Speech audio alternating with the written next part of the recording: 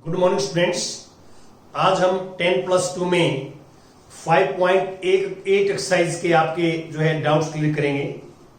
Question number second, statement पढ़ता हूं मैं, आप भी ध्यान से देखिए बुक्स में कि examine if Rolle's theorem is applicable to any of the following functions. और पहले तो यहीं तक है कि हमारे को फंक्शंस गिवन है और ये चेक करना है कि रोल्स थ्योरम जो है एप्लीकेबल है या नहीं है। तो यहां पे फर्स्ट पार्ट देखिए, फर्स्ट और सेकंड दोनों सेम ही है। F X equal to greatest integer function और 4x बिलोंग टू 5 to 9। ये तो हमें पहले तो ये चेक करना है कि इस फंक्शंस पे रोल्स थ्योरम एप्लीकेबल है या नहीं है। ये फंक्शन है, ये इंटरवल है। देखिए ये ग्रेटेस्ट इंटीजर फंक्शन है, इसमें एग्जांपल नंबर 15 भी हमने डिस्कस किया है और 5.2 का क्वेश्चन नंबर 10 भी किया है। तो 15 में क्या है कि हमने ये किया है कि इंटीजर्स के ऊपर ये कॉन्टिन्यूअस नहीं होता। तो पहले तो ये देखेंगे हम ये इंटीजर इसके बीच में है या नहीं है। 5 भी इंटीजर है, 9 भी इंटीजर है, इस बीच में 6 भी आएगा, 7 भी आएगा, 8 भी आएगा। 5, 6, 7, 8 पे ये जो है कॉन्टिन्यूअस नहीं होगा। तो आप ये लिख देंगे यहां पे कि वी नो दैट कि this function is not continuous at integers. Integers पे दैट इज, यहां पे इसमें बात करें हम, दैट इज इस इंटरवल में यहां पे x इक्वल टू 6, 7, 8 इन पे ये कॉन्टिन्यूअस नहीं होगा। आप देख सकते हैं सी एग्जाम्पल 15, सी एग्जाम्पल 15 एग्जाम्पल में मैंने प्रूव करके बताया है कि ये ग्रेटेस्ट इंटीजर फंक्शन इंटीजर्स पे डिसकंटिन्यूअस होता है और नॉन इंटीजर पे कॉन्टिन्यूअस होता है। तो इस इंटरवल में एक पॉइंट भी हमारे पास ऐसा है जिसपे कॉन्टिन्यूअस नहीं है, तो हम कह देंगे कि ये फंक्शन कॉन्टिन्यूअस नहीं है। और कॉन्टिन्यूअस नहीं है तो पहली कंडीशन ही सेटिस्फाई नहीं है रोल्स थ्योरम की। तो therefore Rolle's theorem is not applicable. Roles theorem is not applicable, पहला जवाब तो ये। और ये क्वेश्चन नंबर 6 भी देख सकते हैं आप साथ साथ।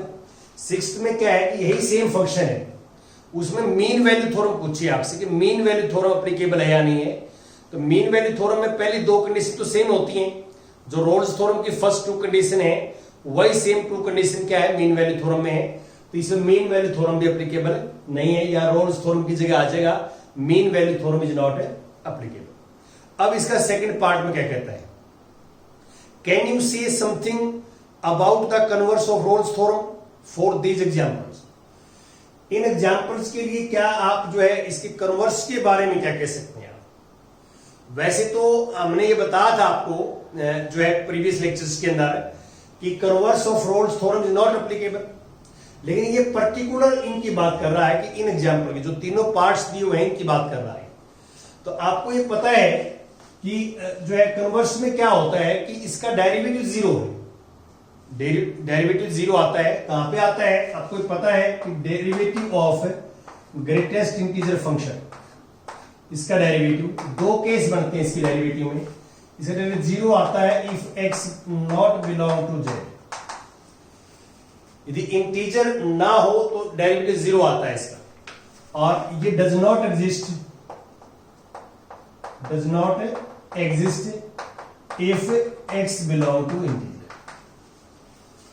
अब यहां पे ये कन्वर्स के बारे में पूछ रहा है हमारे से, आप इसके कन्वर्स के बारे में क्या कह सकते हैं इन एग्जांपल्स में। अब कन्वर्स के बारे में ये कह सकते हैं कि इसका डेरिवेटिव कुछ नॉन इंटीजर पे 0 आता है, नॉन इंटीजर पे 0 आता है, लेकिन इसका मीनिंग ये नहीं है कि तीनों कंडीशन सही होंगी। ये मैंने आपको बताया था कि रोल्स थ्योरम के जो है उसमें not converse of roles theorem is not exist. Rolle's theorem का कन्वर्स जो है वो ट्रू नहीं होता। तो आपने इनमें यही लिखना है कि converse of roles theorem is not true, true नहीं। तो ये यही सेम सेकंड पार्ट में करना है। सेकंड पार्ट में इंटरवल चेंज कर दिया, -2 to 2 ले लिया, तो -2 और 2 के बीच में बहुत सारे इंटीजर्स होते हैं, आपके पास पता है। तो यही रीजन लिखना है कि इंटीजर्स के ऊपर ये जो है कंटिन्यूअस नहीं होता, तो ये हम रीजन लिख सकते हैं। और ये इंटीजर पे डिफरेंशिएबल भी नहीं होता, ये क्या मैंने, ये इंटीजर के ऊपर डज नॉट एग्जिस्ट। तो इंटीजर्स इसके अंदर भी है और -2 to 2 जो सेकंड पार्ट है उसके अंदर भी है। अब मैं इसका क्वेश्चन नंबर सेकंड का थर्ड पार्ट लेता हूं। क्वेश्चन नंबर सेकंड का थर्ड पार्ट देखिए सेकंड का। हमारे पास यहां फंक्शन है f(x) = x² - 1। ये फंक्शन है x² - 1 और इंटरवल है फॉर जो है 1 to 2। अब सबसे पहले तो मैंने ये चेक करनी है, पहला पार्ट तो हमारा ये है कि चेक करना है कि ये जो है रोल्स थ्योरम एप्लीकेबल है या नहीं, रोल्स थ्योरम एप्लीकेबल है या नहीं चेक करना है। तो आप ये चेक करेंगे तो पहले आप फर्स्ट डेरिवेटिव निकालेंगे, इसका फर्स्ट डेरिवेटिव ये 2x आ जाएगा। तो ये 2x एग्जिस्ट करेगा, this exist if x belong to 1 to 2। इस इंटरवल में 1 और 2 के बीच में होगा x, तो ये एग्जिस्ट करेगा, फाइनाइट वैल्यू आएगी और रियल आएगी, एग्जिस्ट करेगा। तो इसका मीनिंग ये है कि this implies f(x) is differentiable on 1 to 2। और आपको मैंने ये बताया था कि कोई भी फंक्शन डिफरेंशिएबल है किसी इंटरवल में तो वो कॉन्टिन्यूअस भी होता है। Every differentiable function is continuous, therefore f(x) is continuous on close interval 1 to 2। तो 1 to 2 में कॉन्टिन्यूअस है, ये डिफरेंशिएबल है। अब हम एंड पॉइंट्स पे वैल्यू निकालते हैं, या आपको रीजन देना चाहिए, रीजन लिख सकते हैं आप यहां पे कि every differentiable function is continuous.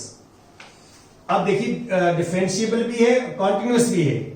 अब एंड पॉइंट्स पे वैल्यू निकालेंगे आप f1 पुट करेंगे तो 0 आ जाएगी, देखो 1 का स्क्वायर 1, 1 - 1 0। और f2 पुट करेंगे 2 का स्क्वायर 4, 4 - 1 3। तो आप देख सकते हैं कि थर्ड कंडीशन सेटिस्फाई नहीं करती। देखिए फर्स्ट कंडीशन सेटिस्फाई करती है, कॉन्टिन्यूअस है। सेकंड कंडीशन भी सेटिस्फाई करती है, डिफरेंशिएबल है। लेकिन third condition is not satisfied. तो इसका हम कहेंगे कि therefore Rolle's theorem is not applicable. Roles theorem is not applicable, Rolle's theorem applicable नहीं। अब हमें ये बताना है आगे इसके सेकंड पार्ट में कि क्या इसका कन्वर्स, इस फंक्शन के लिए कन्वर्स के बारे में आप क्या कह सकते हैं। तो कन्वर्स का मीनिंग क्या है? कन्वर्स का मीनिंग ये होता है कि इस फंक्शन का किसी पॉइंट के ऊपर डेरिवेटिव 0 हो, किसी पॉइंट पे डेरिवेटिव 0 हो, तो क्या ये तीनों कंडीशन सही होंगी? तो यहां पर कंडीशन थर्ड तो सही है नहीं है, देखो आप डेरिवेटिव 0 आता है, कहां पे 0 आएगा? आप 1 और 2 के बीच में 0 नहीं आता, देखो ये यहाँ पे 1 और बीच के बीच में 0 नहीं आता, और नहीं आता तो हम कहेंगे कि converse of roles theorem is not true. तो कन्वर्स का तो मीनिंग ये है कि रोल्स थ्योरम का बिल्कुल रिवर्स का मीनिंग क्या है? किसी पॉइंट पे डेरिवेटिव 0 हो तो क्या वो तीनों कंडीशन सेटिस्फाई करेगा? ये फंक्शन जो है एग्जिस्ट नहीं करेगा, क्योंकि किसी पॉइंट पे डेरिवेटिव 0 है ही नहीं सर, किसी पॉइंट पे डेरिवेटिव 0 नहीं है, क्योंकि रोल्स थ्योरम एप्लीकेबल नहीं है। रोल्स थ्योरम एप्लीकेबल नहीं है तो किसी पॉइंट पे डेरिवेटिव 0 नहीं हो सकता। तो यहां पे आगे मैं कहता हूं, तो आपने इसमें जो कन्वर्स के बारे में तो सिंपल इतना ही लिखना है कि converse of roles theorem is not जो है true, converse of roles theorem is not true, ये लिखना है। अब मैं बात कर रहा हूं इसका सिक्स्थ में बात करें आप कि सिक्स्थ में ये दिया हुआ है कि फंक्शन तो ये लेना है, हमने इंटरवल भी लेना है, रोल्स थ्योरम की बजाय मीन वैल्यू थ्योरम हो जाएगी। तो मीन वैल्यू थ्योरम में ये कंडीशन कट जाती है, ये चेक करने की जरूरत नहीं है। मीन वैल्यू थ्योरम में सिर्फ ये 2 कंडीशन चाहिए हमारे को, ये कॉन्टिन्यूअस भी है और ये डिफरेंशिएबल भी है। और जो कॉन्टिन्यूअस और डिफरेंशिएबल दोनों है तो आपको पता है mean value theorem is applicable. यहां मीन वैल्यू थ्योरम एप्लीकेबल होगी और अप्लीकेबल होगी तो फिर हम वो जो है उसके अकॉर्डिंग निकालेंगे कि there exist a point C belong to this such that F dash C equal to F B minus F A upon B minus A, C निकाल देंगे वहां से। तो यहाँ पे 6th क्वेश्चन में इस फंक्शन पे मीन वैल्यू थ्योरम अप्लीकेबल होगी। क्यों? इसमें दो ही कंडीशन है, दोनों सेटिस्फाइड है, जो आप देख सकते हैं यहाँ पे। इससे आगे क्वेश्चन बढ़ेगा मीन वैल्यू थ्योरम में, यहां तक तो सेम रहेगा सेम। इसके आगे लिखोगे mean value theorem is applicable, और एप्लीकेबल है तो आप वहां से सी निकालते हैं, वैसे ही निकाल देंगे। अब इसके बाद आता है question number 3 question exercise 5.8। 3 question में क्या है, मैं स्टेटमेंट पढ़ देता हूं थर्ड में कि इफ ये फंक्शन डिफरेंशिएबल है -5 to 5 2r is a differentiable function। Differentiable function, और आपको पता है कि कोई फंक्शन डिफरेंशिएबल होता है तो कॉन्टिन्यूअस भी होता है। तो this implies 2r is continuous. तो ये ऑटोमेटिक मीनिंग है कि डिफरेंशिएबल है तो ओपन इंटरवल में, कॉन्टिन्यूअस है तो क्लोज इंटरवल में। ये आपको मैंने जो ज्योमेट्रिकल मीनिंग बताया था रोल्स थ्योरम का, वहां आपको डिस्कस कर दिया था। और आगे क्या लिखता है, f dash x does not vanish. Vanish का मतलब होता है जीरो। एफ डैश एक्स की वैल्यू कभी भी जीरो नहीं बनती anywhere, prove that this not equal to this. देखिए यहां पे हम ये मान लेते हैं let it possible, let it possible कि हम ये मान लेते हैं एफ -5 इक्वल टू F5। यहां पे हमारे पास फंक्शन कॉन्टिन्यूअस है क्लोज इंटरवल में, डिफरेंशिएबल है ओपन इंटरवल में, दोनों की वैल्यू हमने इक्वल मान ली, हमने मान लिया। तो रोल्स थ्योरम की तीनों कंडीशन सेटिस्फाई होगी। तो therefore Rolle's theorem is applicable, applicable है। Then there existing at least one value c belong to -5 to 5 such that f dash c equal to 0। ये रोल्स थ्योरम का जो है रिजल्ट होता है जो मैंने लिखा। अब यहां हम ये कह रहे हैं कि f किसी न किसी वैल्यू पे -5 और 5 के बीच में कोई वैल्यू ऐसी है जिसपे फर्स्ट डेरिवेटिव 0 होगा, but f dash x does not vanish anywhere। इसका मीनिंग क्या है? इसका मीनिंग क्या है कि f dash x की वैल्यू कभी भी 0 नहीं हो सकती। इसका मीनिंग ये है that is f dash x not equal to 0। यहां हम क्या कह रहे हैं कि ये किसी न किसी वैल्यू पे 0 है, और यहां स्टेटमेंट में गिवन है कहीं 0 आता ही नहीं। तो इसका मीनिंग क्या है? ये दोनों चीजें कंट्राडिक्ट कर रही हैं आपस में, विच इज इट कंट्राडिक्शन। तो यहां पे ये आ गया therefore which is contradiction, which is contradiction. Contradiction है ये आपस में। तो कंट्राडिक्शन क्यों हुआ? अब रीजन ये है कि कंट्राडिक्शन क्यों हुआ, कंट्राडिक्शन टू द गिवन, ये गिवन के साथ कंट्राडिक्शन कर रहा है। तो therefore our assumption is wrong, इसलिए हुआ कि हमने गलत मान लिया। आवर अजम्पशन इज रॉन्ग, हमारी एजम्पशन रॉन्ग है। अब क्वेश्चन ये आता है कि एजम्पशन क्या है? एजम्पशन ये है, देखो let it possible this equal to this, ये एजम्पशन है। ये हमने इक्वल मान लिया तो रिजल्ट कंट्राडिक्शन में आ गया। कंट्राडिक्शन में आ गया तो आवर एजम्पशन रॉन्ग है, गलत मान लिया हमने, ये इक्वल नहीं हो सकता। देयरफॉर क्या है? अनइक्वल। देखिए मैथमेटिक्स में ऐसा हम करते हैं बहुत बार कि जो हमें प्रूव करना होता है उसके बिल्कुल अपोजिट रिजल्ट लेके चलते हैं। तो हमने इक्वल प्रूव करना था, इक्वल नहीं है तो इक्वल मान के चले, तो इक्वल मान के चले तो गलत लेके चले हम, तो आगे रिजल्ट भी हमारे पास जो है गलत आ गया, कंट्राडिक्शन आ गई। तो कॉन्ट्रडिक्शन आ गई तो हम कहते हैं आवर अजम्पशन ही चलूंगा, मैंने गलत मान लिया। तो ठीक क्या है कि they are not equal, equal नहीं। अब मैं क्वेश्चंस करता हूं, इसमें फिफ्थ क्वेश्चन डिस्कस करता हूं आपके साथ। फिफ्थ और एक्सरसाइज 5.8। फिफ्थ क्वेश्चन में क्या है, स्टेटमेंट पढ़ देता हूं मैं कि verify mean value theorem if F x हमारे पास ये है कि x cube minus 5x square minus 3x, ये एफ एक्स है और इंटरवल है 1 to 3, 1 to 3। तो find c belong to 1 3 such that F dash C equal to 0। तो इसके अंदर आपको क्लियर, पहले तो स्टार्टिंग में कहता है verify mean value theorem, mean value theorem verify करनी है पहले। तो फर्स्ट स्टेप तो हमारा ये है, और ये बाद की बात, ये अलग पार्ट है। फाइंड सी बिलोंग टू 1 3 जहां एफ डैश 0, ये सेकंड पार्ट है, ये बाद की बातें हैं। तो पहले तो मीन वैल्यू थ्योरम वेरीफाई करनी है।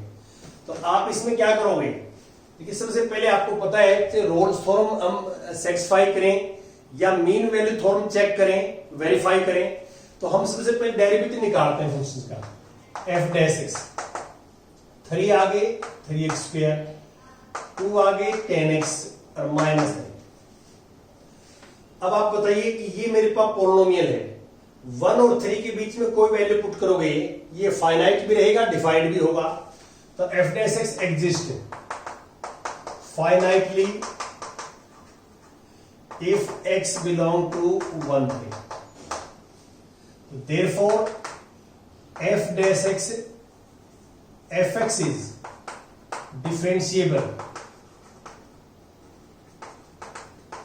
fx is differentiable at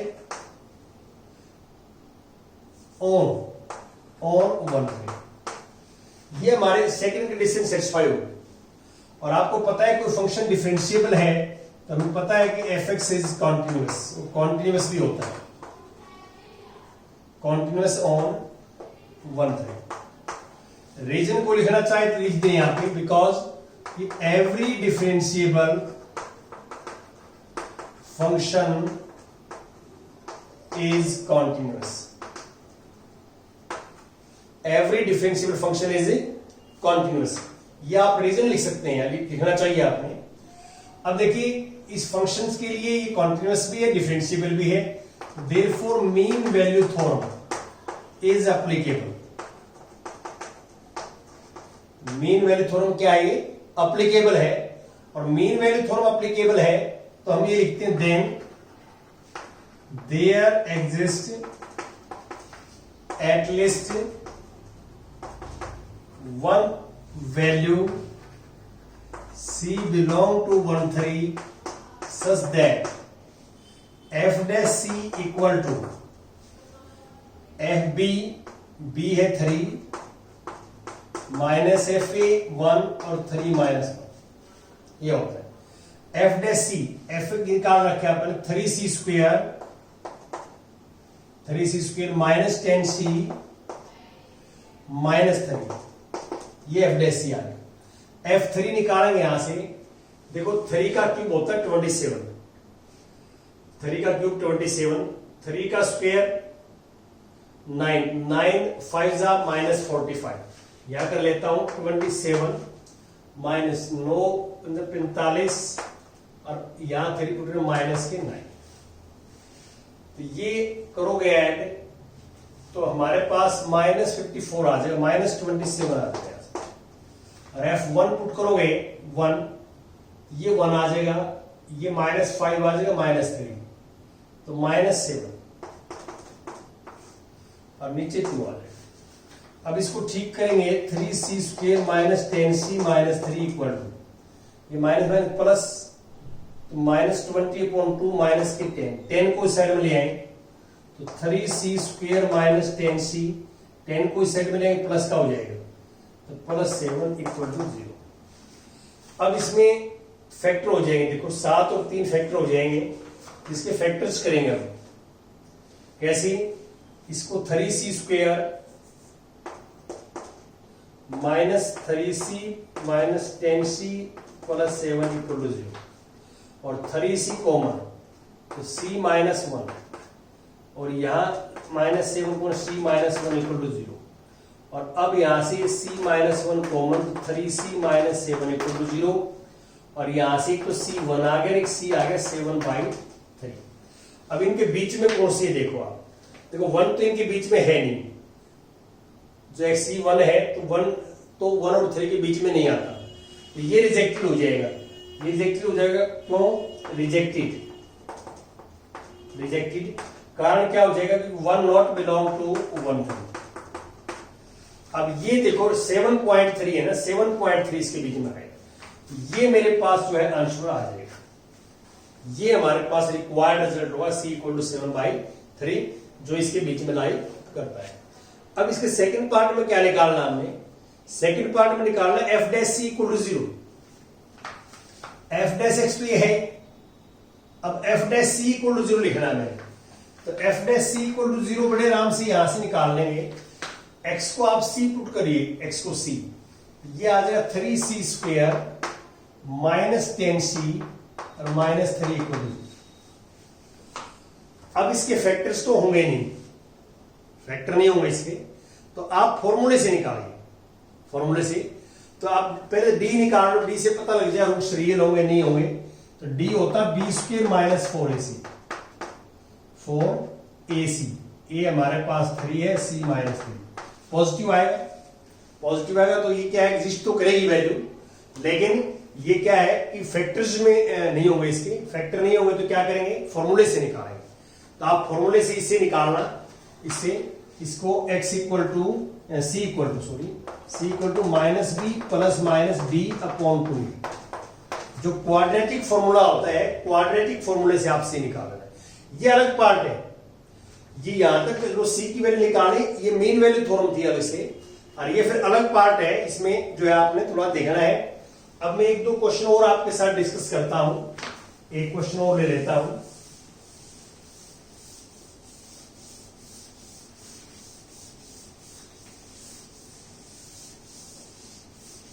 हाँ देखिए, इसमें 6th क्वेश्चन तो मैंने आपको यहां डिस्कस कर लिया। 6th में क्या है कि सेकंड क्वेश्चन की स्टेटमेंट तो सेम चलेगी, स्टेटमेंट में कोई अंतर नहीं है, और मीन वैल्यू थ्योरम के ऊपर आपने इसके ऊपर बताना आपने 6th में। तो ये ऑलमोस्ट हमारे जो है कंप्लीट हो गए। Thank you very much.